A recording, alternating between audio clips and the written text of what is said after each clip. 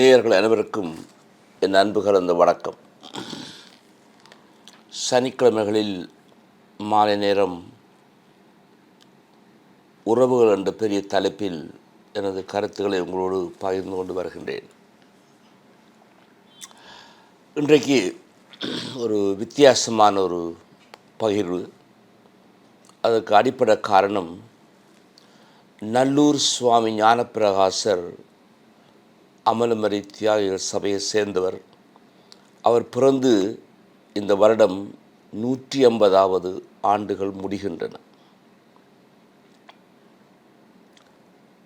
ஒரு 2 தலைமுறைகளுக்கு அவரை தெரியாமல் இருக்கலாம், கடந்த 2 தலைமுறைகள்.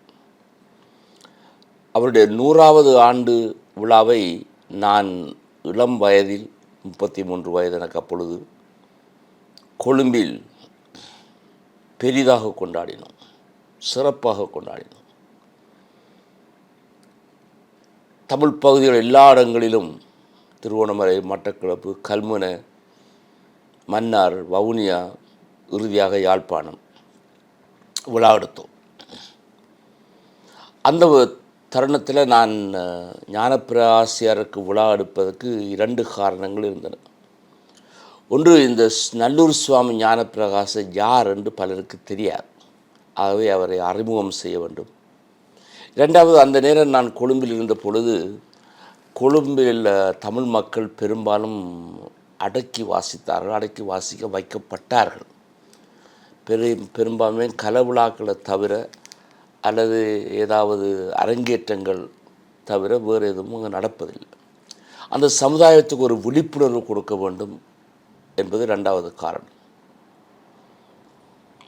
அப்பொழுது எங்களுக்கு இன்றைய படித்த குருக்கள், ஞானப்பிரகாசத்தை பற்றி உள்ள அறிவுள்ள குருக்கள் அந்த நேரம் பெரும்பாலும் இருக்கையில். இந்த 150வது வருடத்தை கொண்டாடும் பொழுது பலர் இருக்கிறார்கள். அவற்றை வரலாற்றை படித்தவர்கள், அவரை ஆய்வு செய்தவர்கள், மற்றது இன்றைக்கு கூடிய ஆதரவு கூட இன்றைக்கு இருக்குது, அப்பொழுது இல்லாதது. ஆகவே இந்த முறை அந்த விழா சிறப்பாக நடக்கும் என்று நான் எதிர்பார்க்கிறேன், வாழ்த்துகிறேன்.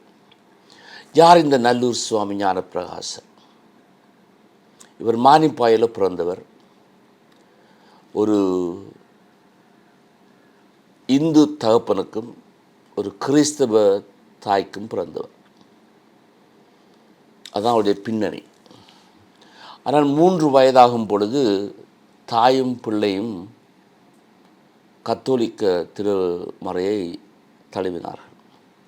ஆகவே 3 வயது இருக்கும் பொழுது அவர் கத்தோலிக்க மறையை தழுவினார் என்று சொல்லும் பொழுது, அவர் விரும்பி அறிந்து தழுவினார் என்று சொல்வதற்கு இடமில்லை. ஆனால் அவர் ஒரு கல்விமான். அப்பொழுதே ஒரு கல்வியில் சிறந்தவர், நன்றாக படித்தவர். அவருக்கு அந்த நேரம் இருந்த இலங்கை புகையிரத திணைக்களத்தில் ஒரு பரீட்சை வைத்து அதில் திறமையாக சித்தி அடைந்து அங்கே ஒரு நல்ல பதவியில் இருந்தவர். அப்படி நல்ல பதவியில் இருந்தவர், நல்ல சம்பளம், பதவியில் உயரக்கூடிய தருணங்கள் இருந்தன. இருப்பினும் அந்த நேரம் அறிந்து புரிந்து கத்தோலிக்க திரு அவையின் குருத்துவத்தை நாடினார். அவரை அப்படி நாட வைத்தது என்ன என்பது என்னுடைய சிறிய ஆய்வில் எனக்கு புரியவில்லை. ஆனால் ஏதோ ஒரு நாட்டம் அவருக்கு வந்தது. ஆகவே தகப்பனுடைய எதிர்ப்பு இருந்தது, ஆனால் தாயுடைய ஆதரவு இருந்தது. அவர் அண்டி போன குருக்களுடைய ஆதரவு இருந்தது. ஆகவே குருமடத்தில் சேர்ந்து படித்து திருநிலைப்படுத்தப்பட்டு நல்லூரில் கூடிய ஆண்டுகள் பணிபுரிந்தவர். இவர் எந்த பல்கலைக்கழகமும் போகவில்லை. எந்த பல்கலைக்கழகத்தில் கற்றுக் கொடுக்கவும் இல்லை. ஒரு சுய முயற்சியினால் தன்னை ஒரு கல்விமானாக காட்டிக்கொண்டார். இந்த கல்விமானாக காட்ட வேண்டும் என்று அவர் காட்டிக்கொள்ள இல்லை. அவருக்கு அதில் ஒரு தீவிர இன்ட்ரெஸ்ட் இருந்தது. அதாவது தமிழ் மொழியில் ஒரு தீவிரமான ஒரு ஆர்வம் இருந்தது. அவை மொழியியல் அகராதி ஒன்று ஆரம்பித்தார். அதற்கு பல்வேறு மொழிகளை படித்தார், எல்லாம் சுயமாக. நம்ப முடியாமல் இருக்குது. இன்றைக்கி நாங்கள் 2, 3வது மொழியை படிக்கவே கஷ்டப்படுறோம். அப்படி இருக்க தன்னுடைய சமயப்பணியோடு சேர்த்து சமயப்பணிக்கு எந்த விதமான இடையூறுகளும் வராமல் இருக்க இதையும் அதே நேரம் ஆழமாக கற்று அதில் ஆழமான ஒரு ஆய்வு செய்தார். இவர் கத்தோலிக்க திரு அவையை தழுவிய பொழுது அந்த நேரம் இருந்த கத்தோலிக்க திருச்சபை, அப்படி தான் நாங்கள் அந்த நாட்களில் கூப்பிடுனாங்க, கத்தோலிக்க திருச்சபை ஒரு மிகவும் மூடிய அமைப்பாக இருந்தது. அவை ஒரு சிந்தனையும் அந்த மேல்நாட்டு கத்தோலிக்க திருவையின் சிந்தனை ஒரு வட்டத்துக்குள்ளே தான் இருந்தது. அந்த வட்டத்துக்கு வெளியால் இருக்கிறவர்களே அவர் பார்க்கல. அந்த வட்டத்துக்கு வெளியால் இருக்கிற சைவ சமயத்தையோ பௌத்த சமயத்தையோ இஸ்லாமிய சமயத்தையோ அவர் பார்க்கல. அவர் இந்த வட்டத்துள் இருக்கிறவர்களை மட்டும் கணித்து கொண்ட காரணத்தினால பிற சமயத்தை வரை ஓரளவுக்கு ஒதுக்கி வைத்தார். அது கூடாது என்று சொல்கிற அளவுக்கு அது தாழ்மையானது. இந்த சிந்தனையில் இருந்து அவர் விடுபட்டாலும் அவர் பணிபுரிந்த காலத்தில், அதாவது 150 ஆண்டுகளுக்கு முன்னர், குறிப்பாக யாழ்ப்பாணத்தில் வடபகுதியில்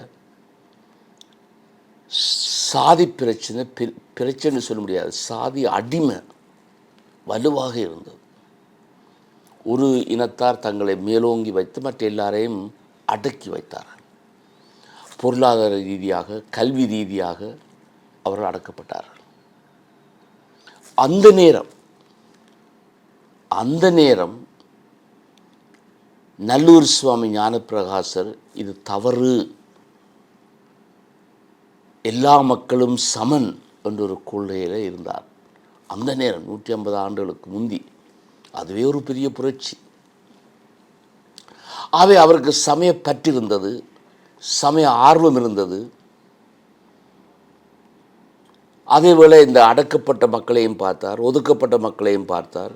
இந்த ரெண்டும் இணைந்த பொழுது பலரை சமயம் மாற வைத்தார். இது இந்து மக்களுக்கு ஒரு பெரிய எதிர்ப்பு தெரிவித்தார்கள். ஒன்று அவர்கள் சமயம் மாறினது, ரெண்டாவது அவர்களுக்கு ஒரு விடுதலை கொடுக்கிறது போல ஒரு தோற்றம் ஒன்று தோன்ற ஆரம்பித்தது. அவை இந்து மக்களோட, விசேஷமாக இந்து கல்விமான்களோடு அவருக்கு ஒரு தர்க்கம் ஏற்பட்டது, ஒரு எதிர்ப்பு ஏற்பட்டது, தர்க்கம் ஏற்பட்டது.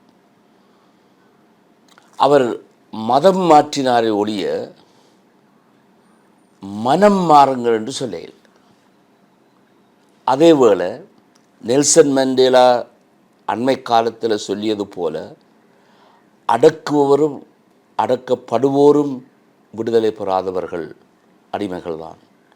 அப்படி ஒரு கூற்றையும் அவர் நடைமுறைப்படுத்தல்.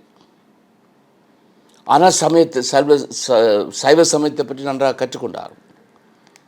சைவ சித்தாந்தத்தில் தேர்ச்சி பெற்றவர், தெரியாமல் இல்லை. ஆனால் இந்த ஒரு சமய கோட்பாடுகள், சமய படிப்பினைகள், கத்தோலிக்க திருச்சபை படிப்பினால் கற்றுண்டவர். we are conditioned by our culture, by our environment. அது உண்மை. ஞானிகள் கூட, எல்லாத்தையும் கடந்த ஞானிகள் கூட தங்களுடைய அனுபவங்களை எழுதும் பொழுது தங்களுக்கு தெரிந்த மொழியைத்தானே பயன்படுத்துகிறார்கள். அதுதான் அந்த காலத்து மொழி. அதே போல் நல்லூர் சுவாமி அவர்களும் சமயத்தினால் கட்டுண்ணப்பட்டவர் தான். அதனால தான் சமய மாற்றத்தை பற்றி பேசினாரே ஒழிய, நடைமுறைப்படுத்தினாரே ஒழிய மனம் மாறுங்கள் என்று அவர் இன்றும் அழைத்ததாக எந்த பதிவும் நான் பார்க்க இல்லை. இதேவேளை அவர் இந்த மொழியில் கொஞ்சம் ஆழமாக போன காரணத்தினாலேயும் பரவலாக போகிற காரணத்தினாலும் அவர் சொன்னார், திராவிட மொழி ஆகிய தமிழ் மொழியில் உள்ள பல சொற்கள் ஆரிய மொழிகளில் உண்டு, சிங்களம் உட்பட. நான் மீண்டும் அதை கூறுகிறேன், தவறாக புரிந்து கொள்ளாமல்.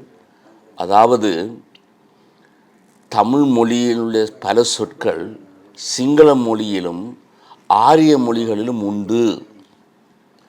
இதை சிங்களவர்கள் எதிர்த்தார்கள்.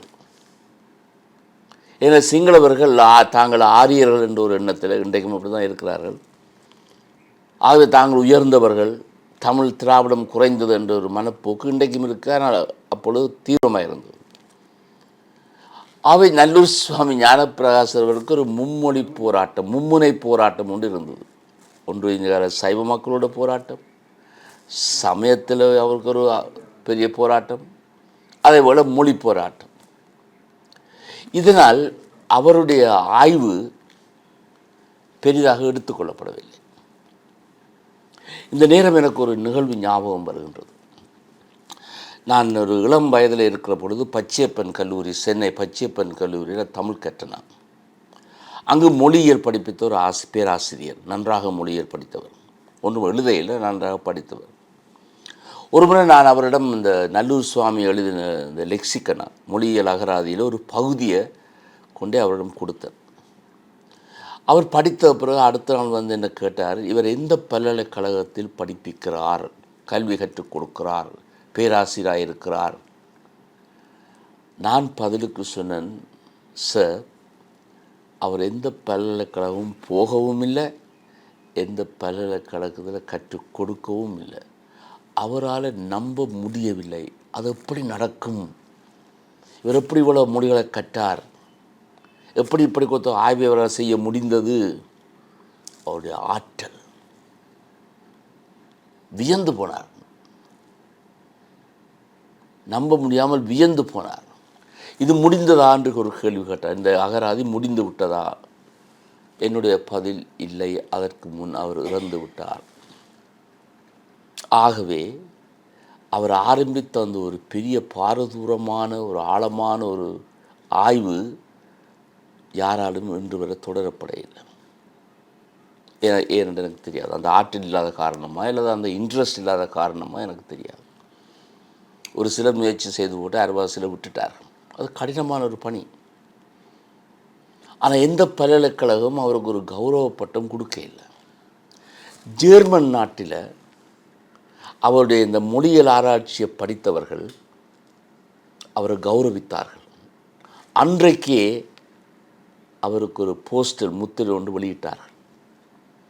எத்தனையோ ஆண்டுகளுக்கு பிறகு எங்களுடைய நாட்டில் அவருக்கு ஒரு முத்திரை வெளியிட்டார்கள். ஆனால் பெரிதாக கௌரவிக்க. அவர் சுயமேதை, இவ்வளவு ஆற்றல், அதாவது பல்வேறு பணிகளில் ஈடுபட்டவர். கற்றுக் கொடுத்தார், சமயத்தை கற்றுக் கொடுத்தார், சமயத்தை பற்றி எழுதினார், மொழி ஆய்வு செய்தார். அவர் எழுதின நூல் பட்டியலே ஒரு பெரிய பட்டியல். ஒரு தனி ஆய்வு செய்து அதில் பிஹெச்டி பட்டம் பெறக்கூடிய வாய்ப்புகள் உண்டு. இவ்வளவு ஆற்றல் எப்படி இவருக்கு வந்தது என்று ஒரு பெரிய கேள்வி. அப்போ நான் ஒரு 2 கட்டுரையில் படித்தேன். அதில் ஒரு கட்டுரை மதுரநாயகம், அவர் எனக்கு தெரியும் நல்லா. ஒரு காலத்தில் சென்ட் பேட்ரிஸ் காலேஜில் ரெக்டராக இருந்தவர், மாவட்டக்கு உருவானவர். அவர் எனது அனுபவம் என்று நான் தொகுத்த அந்த 100 மலரில் ஒரு கட்டுரை எழுதியிருந்தார். அதை இப்பொழுது படித்த நான். அதிலே அவர் சொல்லுகின்றார், இந்த நல்லூர் சுவாமி ஞானப்பிரகாசர் ஒவ்வொரு நாளும் காலையில் 1 மணித்தியாலம் 2 மணித்தியாலம் தியானம் செய்வார். வியப்பாக இருந்தது. இவ்வளவு பணிகளுக்கிடையே இவ்வளவு வேலைகள் மத்தியில் 1.5 மணித்தியாலம் 2 மணித்தியாலம் தியானம் செய்வார். அந்த தியானத்தில் வந்திருக்க வேண்டிய சக்தி என்று தான் நான் நினைக்கிறேன். அதுதான் மதுரநாயகம்னு சொல்லுகிறார். இந்த தியானத்தில் இருந்து வந்த சக்தி, இந்த தியானத்தினுடைய பாரத்தை அல்லது தியானத்தினுடைய முழுமையான அறிவை அவர் பெற்றிருந்தார். இந்த தியானம் என்ன செய்யும் என்று. அந்த தியானம் ஒரு சாதாரண மெடிடேஷனா இல்லை கண்டெம்ப்ளேஷனா என்பதில் அவற்றை கட்டுரையில் தெளிவில்லை. பெரும்பாலும் கண்டெம்ப்ளேஷனாக இருக்கலாம் என்றது என்னுடைய ஊகம். அதுதான் அவருடைய சக்தி. இப்படி கொத்த ஒரு ஞானப்பிரகாசர் இன்று இருந்திருந்தால் இன்றைக்கு அதாவது 2வது வத்திக்கான் சங்கத்துக்கு பிறகு ஏற்பட்ட சீர்திருத்தங்கள், போப் பிரான்சிஸுடைய சீர்திருத்தங்கள், இப்பொழுது தலைமைத்துவம் கொடுக்கும் 14ஆம் லியோ அவருடைய சீர்திருத்தங்கள் பார்த்தால் நிச்சயமாக அவருடைய வாழ்க்கை வரலாற்றை பார்க்கும் பொழுது இன்றைக்கு ஒரு மாபெரும் சீர்திருத்தத்தை வடபகுதியில் கொண்டு வந்திருப்பார். நிச்சயமாக கொண்டு வந்திருப்பார். அன்றைக்கே புரட்சி செய்தார் 150 ஆண்டுகளுக்கு முன். இன்றைக்கு ஆனால் ஒரு பெரிய இழப்பு என்னவென்று சொன்னால், அவர் டைரி எழுதியிருக்கிறார், நாட்குறிப்பெல்லாம் எழுதியிருக்கிறார். ஆனால் தன்னுடைய கதையை எழுத இல்லை, ஆட்டோபயோகிராஃபி. அதையும் எழுதியிருந்தால் இவர் யார், எப்படிப்பட்டவர், இவருக்கு இவ்வளவு ஆற்றல் எப்படி வந்தது என்று பலவிதமான விடயங்களை நாங்கள் அறிந்து கொள்ள முடியும். இது ஒரு சுருக்கமான அறிமுகம் மட்டும்தான். அவரை பற்றி பேசுவதற்கு எழுதுவதற்கு நிறைய இருக்குது. ஆய்வுகள் செய்தால் நிறைய நாங்கள் கண்டுகொள்ளலாம். ஆனால் இந்த நேரம் ஒரு சுருக்கமாக உங்களுக்கு அவரை மீண்டும் இந்த 150வது வருடத்தில் அவரை அறிமுகம் செய்து வைப்பது என்னுடைய கடமையும் பொறுப்பும் என்று எண்ணி இந்த பகிர்வை உங்களோடு பகிர்ந்து கொண்டேன். மீண்டும் மறு உரையில் உங்களை சந்திக்கும் மட்டும் வணக்கம் கூறி விடைபெறுகின்றேன். வணக்கம்.